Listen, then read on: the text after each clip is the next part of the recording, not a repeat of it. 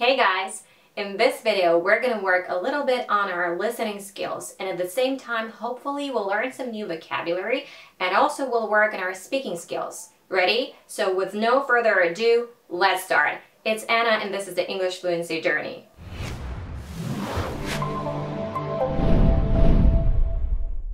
It's not a secret that developing and improving listening skills is a hard task. It takes time and effort, especially if you're not exposed to English. So the only thing we can do is to listen as much as possible. It is not that easy because lacking of vocabulary and grammar, of course, gets in the way. And apart from that, it's sometimes so hard to understand native speakers because of the connected speech and reductions that they use all the time when they speak to speak faster and more naturally. But because of those reductions, the language flows, sounds smoothly, and not choppy and abrupt. That's why in this video, we're going to analyze a couple of fragments from one speech and TV shows that we all love to watch so much. To be honest, I can just binge watch TV series the whole weekend. So this video is also going to help us to learn how to sound more naturally ourselves. First, let's watch a fragment from Mark Zuckerberg's, the founder of Facebook, Harvard speech.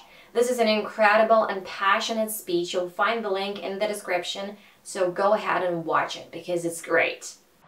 I was running late for class, so I threw on a t-shirt, and I didn't realize until afterwards that I put it on inside out and backwards and my tag was sticking out the front. I couldn't figure out why no one in class would talk to me. Now, let me tell you, what is he saying? I was running late for class, so I threw on a t-shirt, and I didn't realize it until afterwards that I put it on inside out and backwards, and my tag was sticking out of the front. And I couldn't figure out why no one in class would talk to me. So as you can hear, he connects everything together, and he pauses and makes an emphasis on the important words for delivering the message. And he reduces and connects all the rest of the words. Let's listen to it again.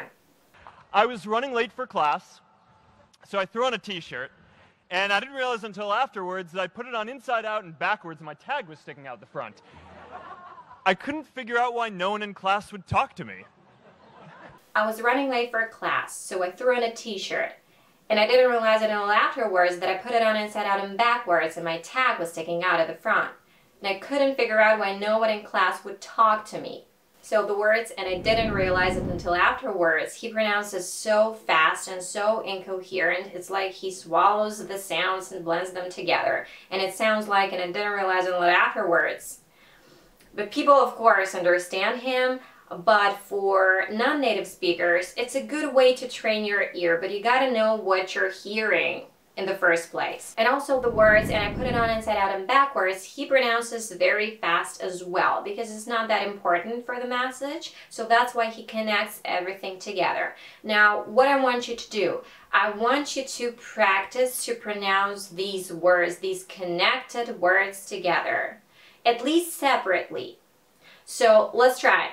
And I didn't realize until afterwards, and I didn't realize until afterwards. You don't have to say these words not clear like he says them, but it's important to practice at least to try to pronounce them fast.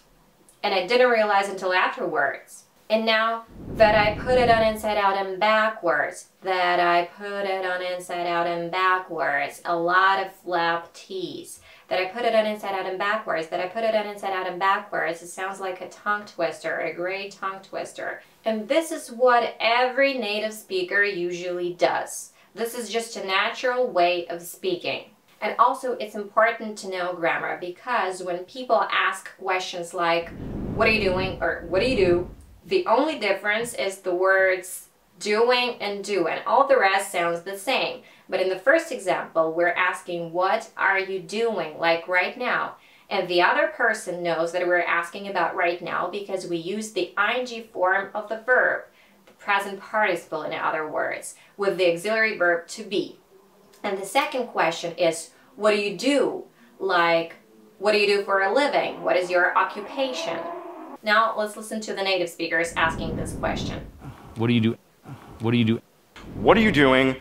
What are you doing? So you can hear that the only difference is the words doing and do. But of course, just to be clear, people can ask this question clearly, like, what are you doing? What are you doing?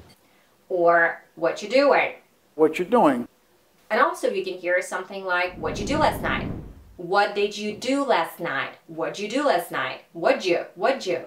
Or what's that mean? What's that mean? What does that mean? What's that mean?